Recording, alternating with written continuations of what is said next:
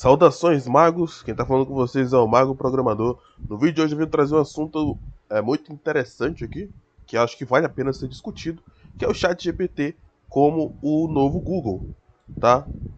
Logo no início de toda a sociedade, a gente teve aí pessoas escrevendo livros, manuscritos, e a gente tinha um local para armazenar todos esses manuscritos, né? Esses livros, que são as bibliotecas. A depender, né, do local que você esteja, geralmente você encontrar livros somente no seu idioma. Algumas cidades, por exemplo, do Brasil, seria muito raro você encontrar livros de origem, por exemplo, do inglês e talvez assuntos bem aleatórios.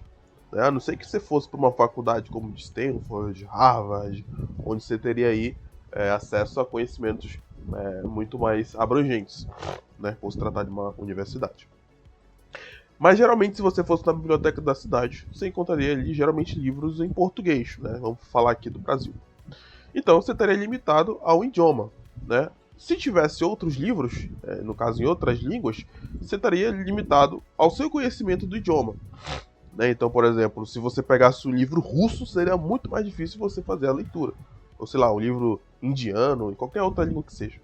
Então as bibliotecas elas tinham a limitação de geralmente ter livros somente na língua atual que você está na biblioteca, e a limitação que, se tivesse outros livros, você teria que estar limitado ao teu conhecimento do idioma. Então você poderia saber português e inglês, mas se tivesse um livro russo, você provavelmente não iria conseguir ler.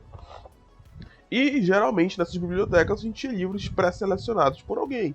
Alguém falou, bom, esse livro aqui, ele tem que estar ali, né? Tem que estar na biblioteca. Esse livro aqui não faz tanto sentido. E talvez o que não fizesse tanto sentido para as pessoas que selecionaram seria justamente o livro que você poderia estar buscando, por exemplo. Né? E fora que bibliotecas, a depender da biblioteca, teria limitação de espaço físico, então não poderia ter muitos livros. E aí a gente, em 1998, se eu não me engano, a gente tem o lançamento do Google, né? E subsequentemente vários mecanismos de pesquisas, né? E ele permitiu a nós que nós buscássemos, né? Tivesse uma busca quase sem limitações. Por que quase sem limitações? Dificilmente, bem dificilmente, você provavelmente iria entrar num blog russo e traduzir, né? A maioria das pessoas não fariam isso. Mas você tinha a oportunidade de fazer isso. Né? Então a limitação aqui é muito da escolha da pessoa. Então você conseguiria, por exemplo, pesquisar sobre algum assunto, vamos supor, de biologia, programação, o que seja, e você conseguiria fazer essas buscas e usar o Google Tradutor, né, para traduzir para você. Então a busca ela se tornou quase sem limitações, né? O único problema do Google é o SEO, né? A gente pode dizer que seja um problema ou não, que é o algoritmo que faz as páginas aparecer primeiro, né? E dificilmente vai ter alguém indo lá para a página 150 do Google para buscar alguma informação, né? Mas a gente tem uma busca quase sem limitações e o Google Tradutor ele pode te ajudar a resolver teu problema, encontrar o que você quiser. E a gente tem aí basicamente todos os livros disponíveis na www, né, que é na World Wide Web. Então, a quantidade de livros, PDFs que você tinha numa biblioteca, ou que você tem no Google, deixa eu só ajeitar o microfone aqui, é muito maior do que você teria numa biblioteca. Você tem acesso a muito mais conhecimento, né? E aí a gente chega na era da IA, que a gente tem o ChatGPT como um novo mecanismo de pesquisa. Claro que o ChatGPT ele é muito mais abrangente do que isso. A gente tem o ChatGPT, por exemplo, tem gente que apesar de ser ruim, utiliza para conselhos de vida, decisões de vida, decisões de negócio, ajuda com programação. Enfim, a gente tem o ChatGPT que consegue aí, fazer várias funções, né? Mas a gente também tem o ChatGPT como um novo mecanismo de pesquisa. Aqui, na verdade, não seria a busca, né? Seria mais uma busca, mas a gente pode botar um prompt também. Então a gente faz uma busca /prompt ali, em português ou na língua que você for. E o ChatGPT ele consegue buscar em diversas fontes e línguas. E isso aqui é o ponto mais interessante dessa nova... do ChatGPT como mecanismo de pesquisa, é que ele consegue buscar para ti em diversas fontes de diversas línguas, o que possibilita e diminui o tempo que você teria para buscar uma resposta em questão de segundos ou minutos. Se não for exatamente o que você quiser, ele pode ir próximo e com outro prompt você consegue especificamente o que você queria. Então a gente teve um salto enorme de bibliotecas para o Google, e a gente tá tendo um salto agora, já teve um salto, né? Eu acredito que muitas pessoas não utilizam o ChatGPT hoje como mecanismo de pesquisa, né?